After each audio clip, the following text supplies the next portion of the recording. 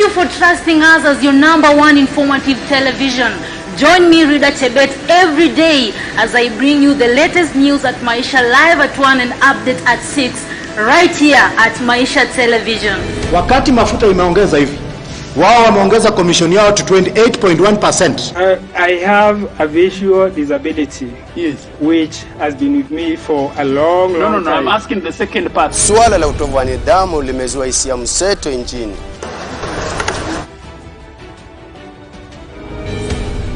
Caning is not bad for the students.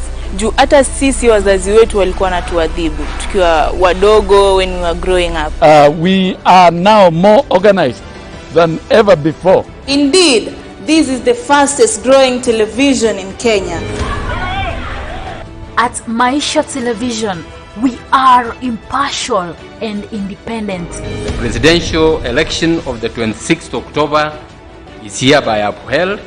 Every day, we create distinctive professional programs, content which inform, educate, and entertain. If the money has been approved, then it should be disbursed on time. We go an extra mile to let you know of all that is happening around. Wawe smart, wawe wasafi. We make it easier for you to access information, a right provided by the Constitution. This is where your opinion counts.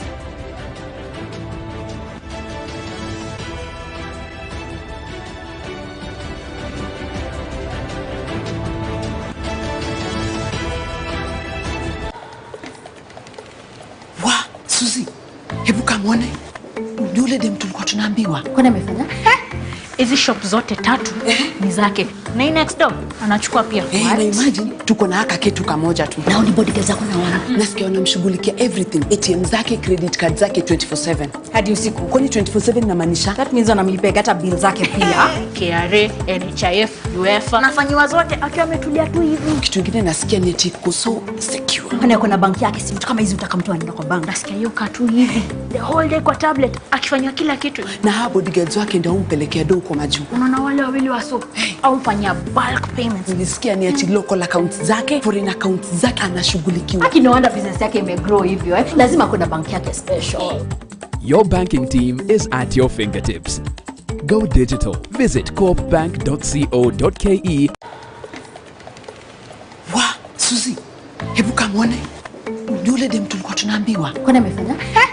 Hizi shop zote 3 ni zake. Na next door anachukua pia. Na imagine tuko na haka kitu kamoja tu. Na bodyguards zako na wana. Nasikia wanamshughulikia everything. ATM zake, credit card zake 24/7. Hadi usiku. Kwani 24/7 inamaanisha? That means anamlipia hata bill zake pia. KRA, NHIF, UEFA. Anafanywa zote akiwa ametulia tu hivi. Kitu kingine nasikia ni eti so secure. Kwani kuna banki yake, si mtu kama hizi utakamtoa anaenda kwa bank. Nasikia hiyo tu hivi. The whole day kwa tablet akifanywa kila kitu. Na hao bodyguards wake ndio umpelekea do kwa majuu. Unaona wale wawili waso au fanya bulk payments. Nilisikia ni ati local accounts zake, foreign accounts zake anashughulikiwa. Aki no wonder business yake imegrow hivyo Lazima kuna bank yake special.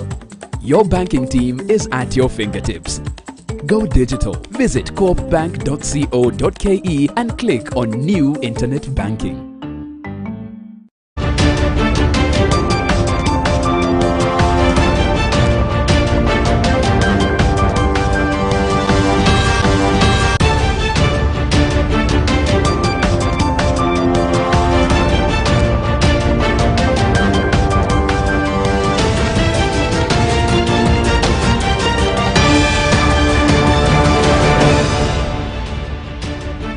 Glad to have you on board tonight. It is 28th of April 2021, a day when the senators convene a 2-day special sitting to consider the BBI bill and take the vote. For this and more news, join me on Maisha Prime. My name is Rida Chebet Karim. Live for Maisha Television. This is Maisha News Update, brought to you by Rida Karim Chebet.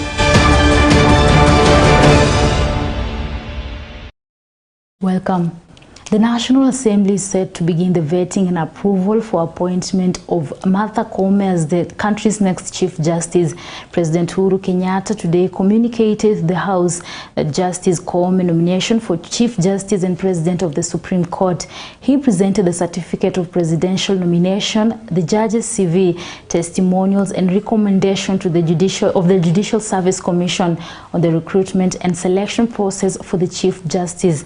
The law provides that the President shall appoint the Chief Justice and the Deputy Chief Justice in accordance with the JSC recommendation and subject to the approval of the National Assembly. Speaker Muturi directed the Justice and Legal Affairs Committee, chaired by Kangema Member of Parliament Muturi Kigano, to conduct the vetting and report the findings in the House within 28 days.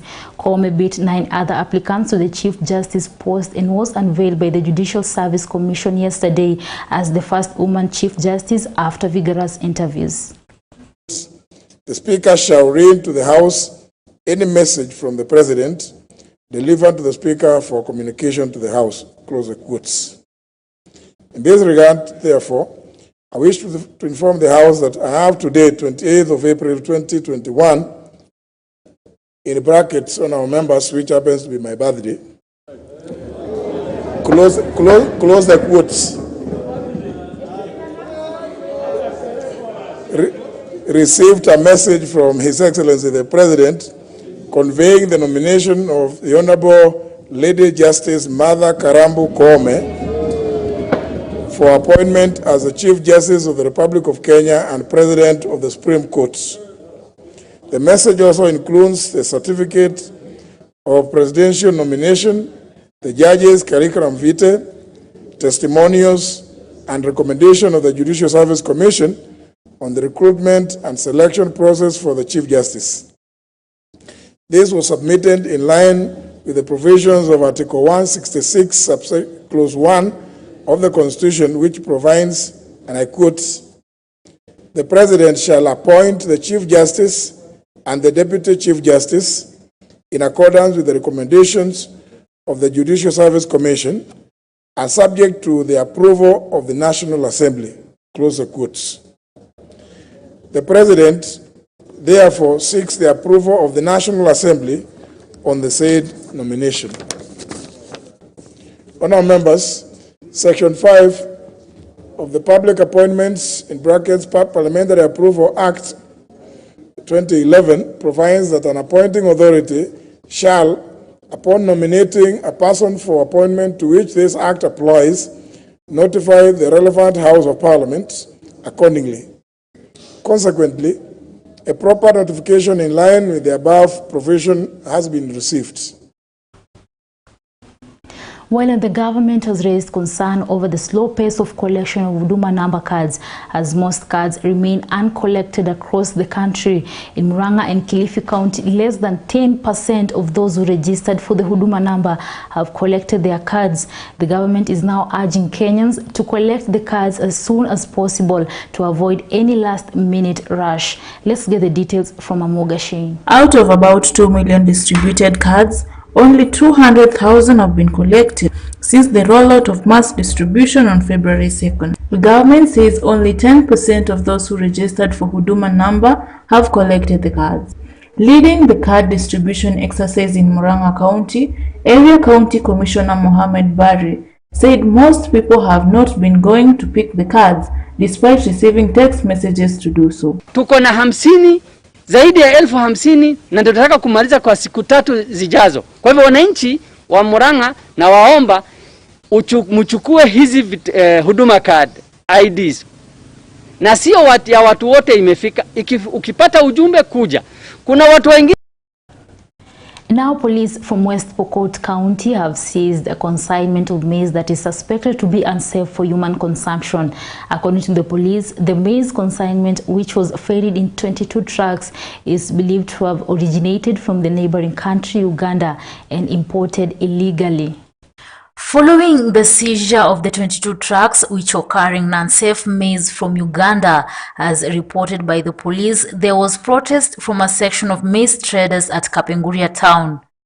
The police impounded the consignment for being in the country illegally since the government has banned maize importation from Uganda and Tanzania over safety concerns.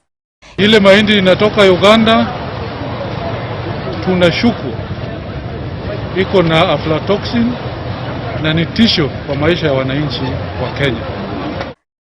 Here, only one driver was arrested while the rest fled, prompting the police to confiscate the trucks and their illegal goods on board. West Pokot has a number of porous border with their neighboring Uganda, and the police say the traders could have used non-gazetted border points to sneak the maize into the country. However, a section of maize traders in Kapenguria have protested the move by the police officers to seize the trucks, claiming the maize was produced in the country. Allegation ambayo county commissioner anasema ya kwamba mahindi haya yote yanatoka kule Uganda, ambayo sisi kama raia wa hapa na wanaharakati tunajua Pokot ina produce mahindi kutoka Korokou, Kiwawa, Seker, Chepareria na ni mahindi safi. Early March this year, the government, through the Agriculture and Food Authority, banned importation of maize from Uganda and Tanzania following aflatoxin concerns. Maisha TV. And now with that news, I'm headed for a short commercial break, but I'll be coming back with more news. Thank you for trusting us as your #1 informative television. Join me, Rida Chebet, every day as I bring you the latest news at Maisha Live at 1 and update at 6, right here at Maisha Television. Wakati mafuta imeongeza hivi, wao wameongeza commission yao to 28.1%. I have a visual disability, yes, which has been with me for a long time. No, I'm asking the second part. Suala la utovu wa nidhamu limezua hisia mseto nchini.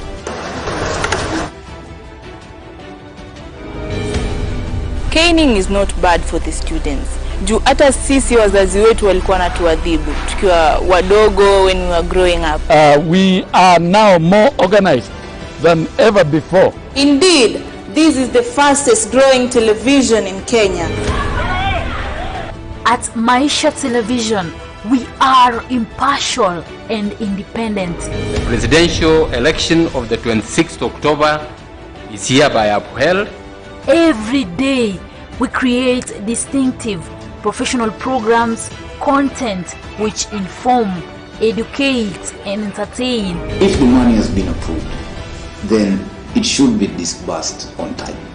We go an extra mile to let you know of all that is happening around. Wawe smart, wawe wasafi. We make it easier for you to access information, a right provided by the Constitution. This is where your opinion counts.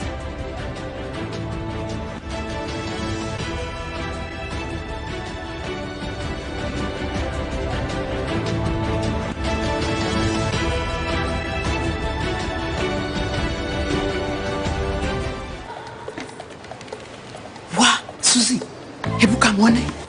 Yule dem tulikuwa tunaambiwa. Kwani amefanya?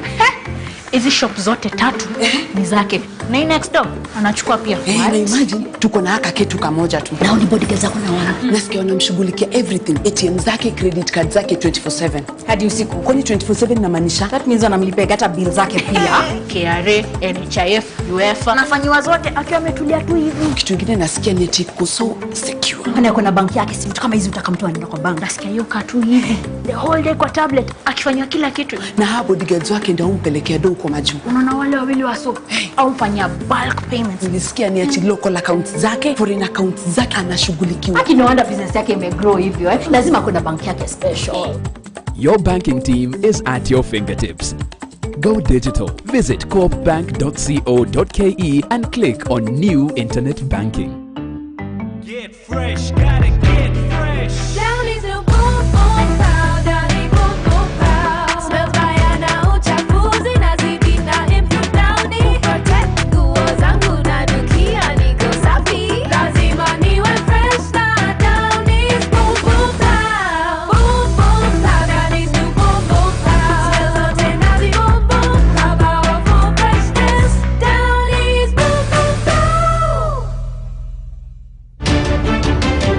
Live for Maisha Television. This is Maisha News Update, brought to you by reader Kirin Chebet.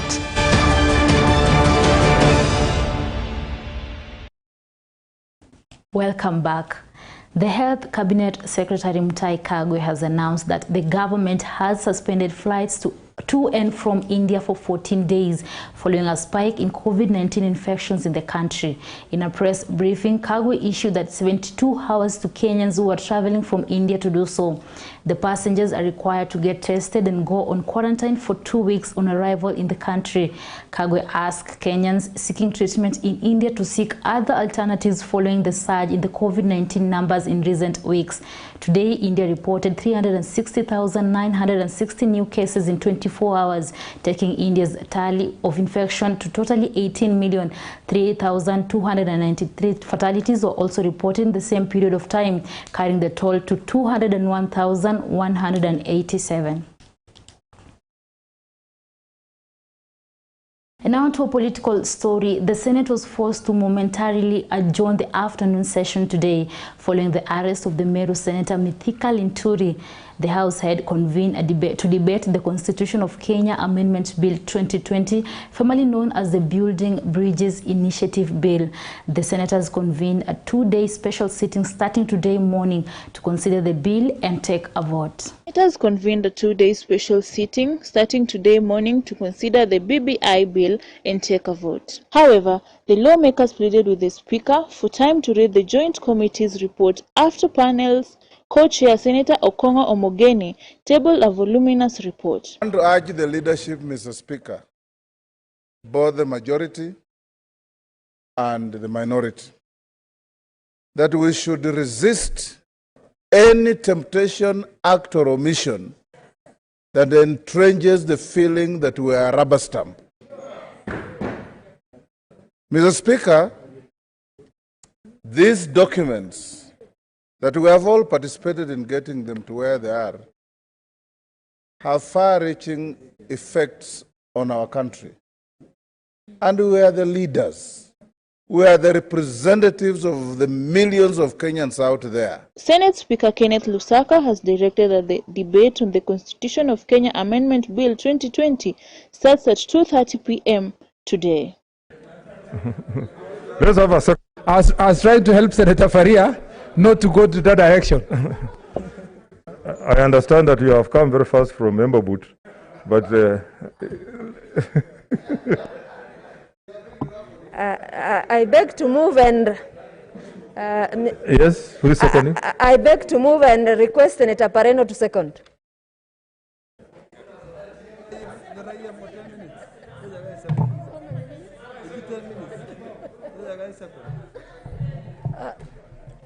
Mr. Speaker, I second.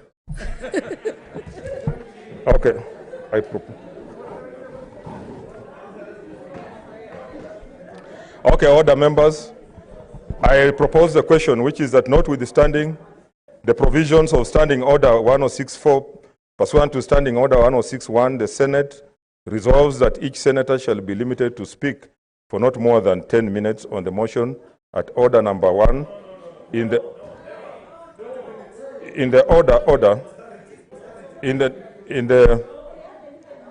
order paper provided that the mover, the Senate Minority Leader, and the chairperson of the Standing Committee on Justice, Legal Affairs and Human Rights shall speak for not more than 30 minutes.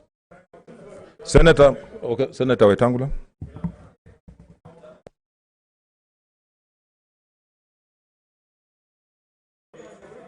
Can you sanitize the microphone? Meru Senator Linturi said the lawmakers should not be ambushed because the amendment of the Constitution is an important affair. The Speaker adjourned the morning session after members requested for time to read and understand the report by the Joint Parliamentary Committees on Justice and Legal Affairs that considered the bill. Shortly before the Senate sitting reconvened, the Meru Senator was allegedly arrested by the DCI, thereby delaying the start of the second afternoon. Speaker Ken Lusaka suspended the sitting for 30 minutes to find out what exactly happened. At 3 p.m., the Senate sitting resumed with several points of order before the BBI 2020 motion was moved by the Senate Majority Leader Samuel Pogisio and seconded the Minority Leader James Orengo. Who died in the protection of this Constitution. And we must remember them every time we want to change the law of the land, that they struggled for us to have this Constitution. And we cannot just play around it anytime that we want to change it. There must be good reason. And then they are saying in the foundational values, which are recited in the preamble, that we are recognizing the aspirations of all Kenyans for a government based on the essential values of human rights. And now let's get business news from Bushebi Jr.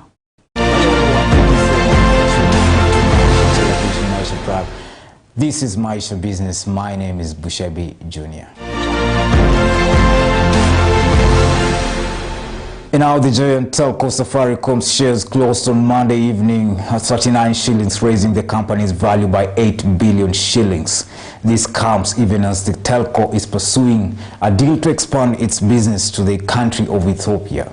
Safaricom places its bid for an operating license in Ethiopia the same day. Safaricom is part of a consortium of companies seeking to obtain operating licenses. This is after the government of Ethiopia decided to liberalize its telecommunications space for operations. The consortium includes various companies including Safaricom PLC, Vodacom Group, Vodafone Group, CDC and Japan's Sumitomo Corporation. The deadline for submission was yesterday on Monday, 10 a.m. The winners of the two licenses will be announced after the Ethiopian Communication Authority has reviewed the technical and financial evaluation of the submitted bids within the next 30 days.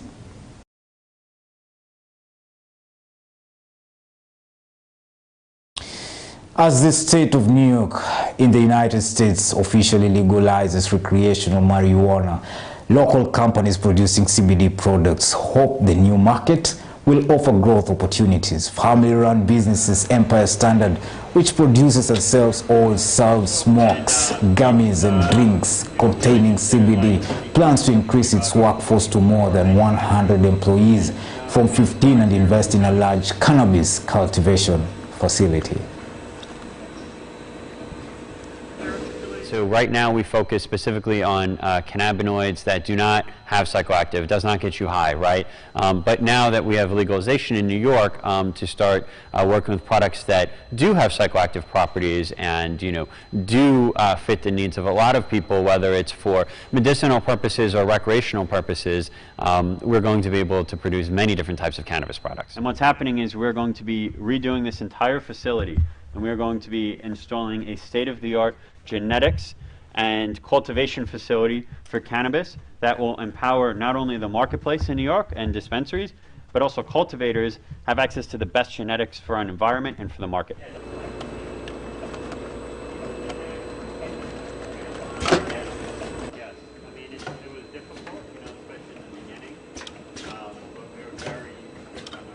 How often do you get a chance to be in an established market with a product that has not been allowed to be sold? That's not even a once in a lifetime. This will happen once. We just happen to be at the right place at the right time with the right passion, ambition, and know-how. HIV patients can now breathe a sigh of relief as KEMSA has dispatched the much-needed ARVs to the counties. The shortage began in January when PEPFAR USA delivered the ARVs and diagnostics worth 1.1 billion shillings through a private United States company known as Chemonix International and refused to pay a 90 million shillings tax bill as required by law. Stopped. Even next month we will be releasing products from here, and we are scaling up to cover up more and more of these counties under the Kisumu Regional Distribution Center. We are not yet out of the woods, and I would want to urge on behalf of the Governor, the Ministry of Health, to resolve the issue that lies between them and USAID so that the consignment that is not yet in the distribution warehouse of the government can be, brought on board, because therein may lie some of the commodities that may be of use to the young.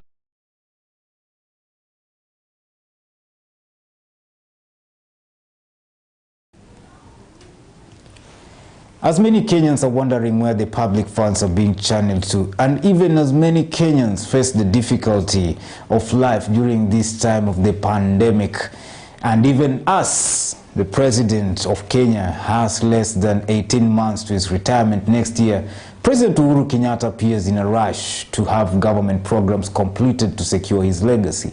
Last week, the President met his top administration officials in State House, Nairobi, and directed them to speed up the implementation of his legacy projects across the country ahead of the 2022 general elections. The State House meeting came a day after he made changes in the top ranks of the executive, appointing 5 new chief administrative secretaries and transferring 5 principal secretaries. A State House statement announcing the changes indicated they were meant to foster efficiency and expedite the implementation of various government programs. In recent weeks, the President also dispatched groups of cabinet ministers to inspect infrastructure projects across the country. For his first election in 2013, President Uhuru Kenyatta campaigned on the ambitious platform of social and economic transformation, promising, among other things, to expand the country's infrastructure and modernize the education system. Assessments of achievements during the president's first term in office are mixed. The administration is especially accredited with the building of the 480-kilometer standard gauge railway between Mombasa and Nairobi, a significant upgrade of the meter gauge track constructed by the British colonialists in 1902, and increasing the number of Kenyans connected to electricity to about 60% of the population from 27% in 2013. It also subsidized tuition in day secondary schools and scrapped fees for national examinations. A look at one of Uhuru Kenyatta's massive projects is the Nairobi Expressway. When finished, it will be a 27-kilometer highway, some of it elevated, that will connect Jomo Kenyatta International Airport in the east of the city to the Nairobi-Nakuru Highway in the west. The $550 million project is set to dramatically change the city's skyline and is meant to ease traffic flows in and out of the center of East Africa's main commercial hub. Yesterday, Kenya saw another milestone in lands registry data collection and management as Ardhi Sasa, a management of lands record system, was launched. Ardhi Sasa is an online platform that allows citizens and other stakeholders and interested parties to interact with the land information held and processes undertaken by government. It has been developed jointly by the Ministry of Lands and Physical Planning and the National Land Commission and key partners in the government. It allows the lodgement of applications for various services offered by the ministry and the commission. The applications are handled through the platform and responses presented through it. At the click of a button, citizens will carry out land transactions online, drastically reducing human interactions, delays, and other inconveniences and possibilities of fraud. The ministry will digitize land records, streamline land transactions and ownership.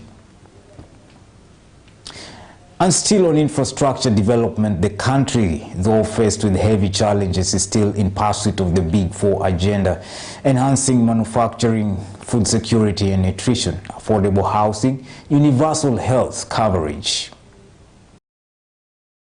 And folks, that marks the end of our bulletin today. Over to you, reader Karim Chebet.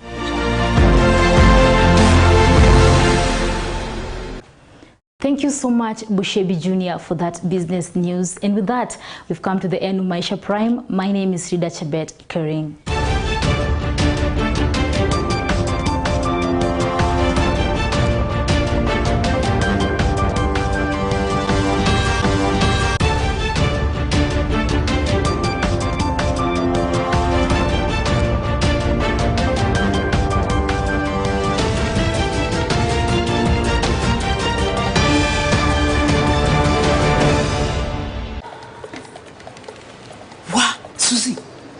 Mwone, yule dem tulikuwa tunaambiwa. Kwani amefanya?